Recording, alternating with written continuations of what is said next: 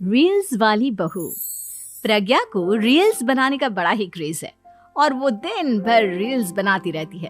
खाते पीते घूमते फिरते घर में कॉलेज में रील्स बनाने के कारण प्रज्ञा पूरे कॉलेज में हाईलाइटेड है।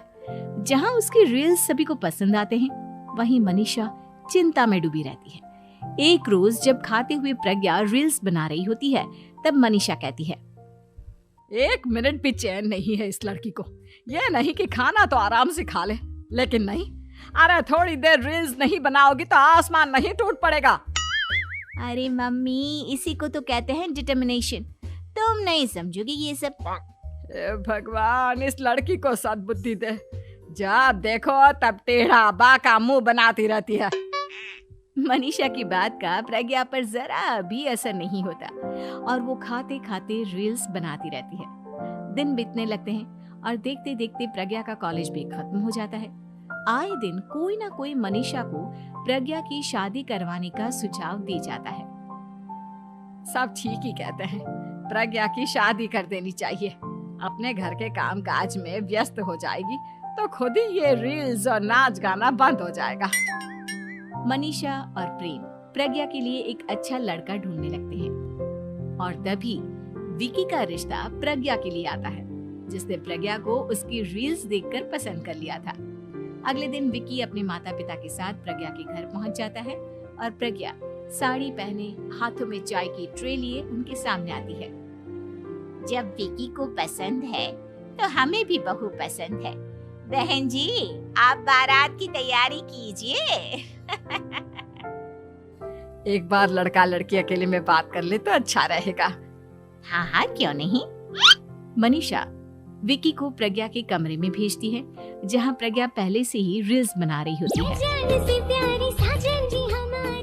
तभी विकी कहता है, आ गए आपके साजन जी। हमारे साथ ये रील्स कंप्लीट करती तो और भी अच्छा रहता।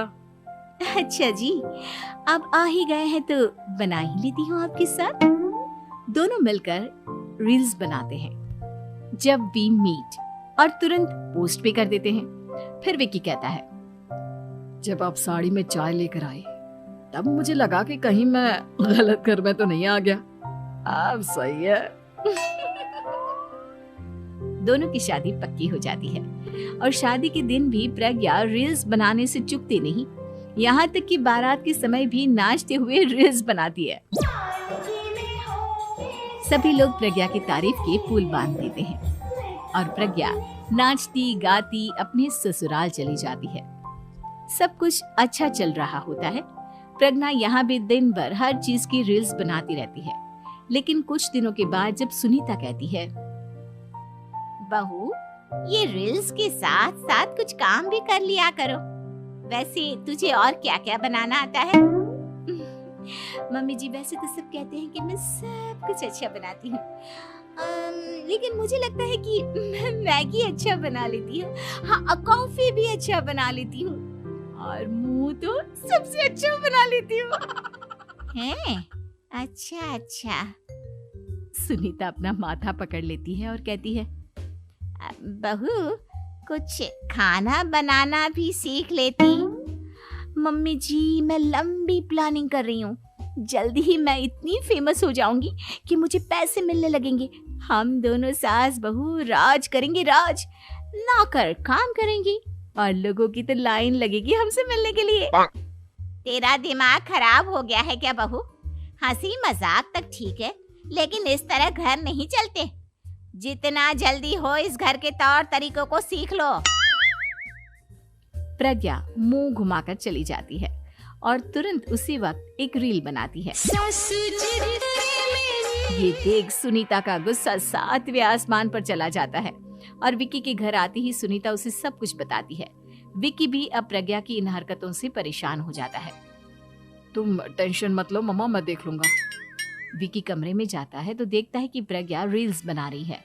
विकी बड़े ही प्यार से प्रज्ञा से कहता है, प्रज्ञा, इन सब के लिए मैं तुम्हें मना नहीं कर रहा हूँ, लेकिन फिर भी हर वक्त तो ये अच्छा नहीं लगता ना। समझने की कोशिश करो, मुझे भी तुम्हारा थोड़ा वक्त चाहिए। मैं जब ऑफिस से आता हूँ तो मुझे समय देने की जगह इसी में लगे रहते हो। तुम ज्यादा ही सोच रहे हो। तुम भी मेरे साथ रील्स बनाओ ना, तुम्हें भी बहुत अच्छा लगेगा।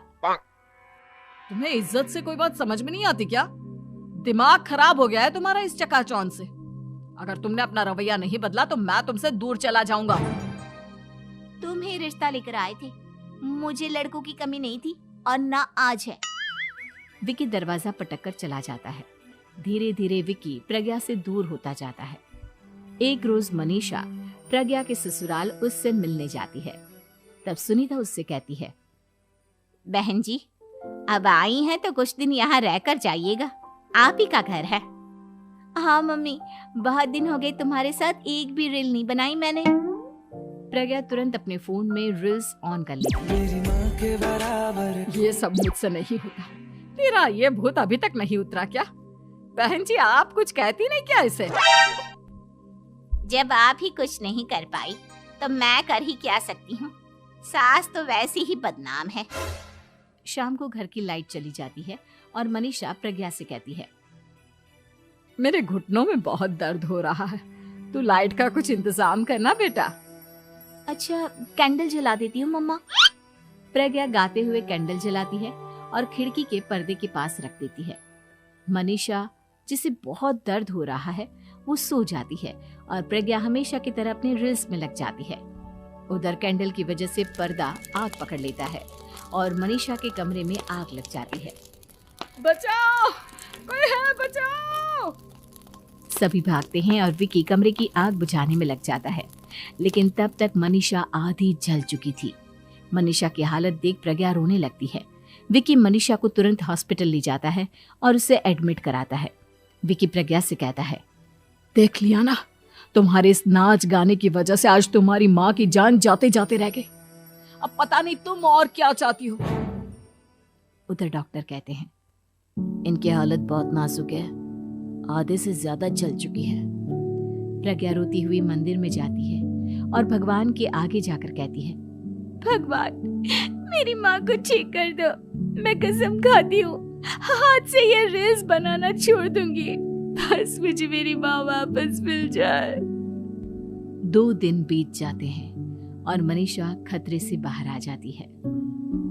पेशेंट अब ठीक है, आप लोग उनसे मिल सकते हो। सब कोई मनीषा से मिलता है और प्रज्ञा सबके सामने अपना फोन तोड़ देती है। मुझे माफ कर दो मम्मा, मैंने तुम लोगों की बातों को नजरअंदाज किया। बेटा, कोई भी चीज जरूरत से ज्यादा खराब है। मैंने तुम्हें रील्स बनाने से कभी मना नहीं किया, लेकिन हर वक्त एक ही चीज तो सही नहीं है। मैं समझ गई हूँ मम्मा, आई एम सॉरी। प्रज्ञा उस दिन से रील्स बनाना छोड़ देती है और पूरी तरह से अपने घर में लग जाती है।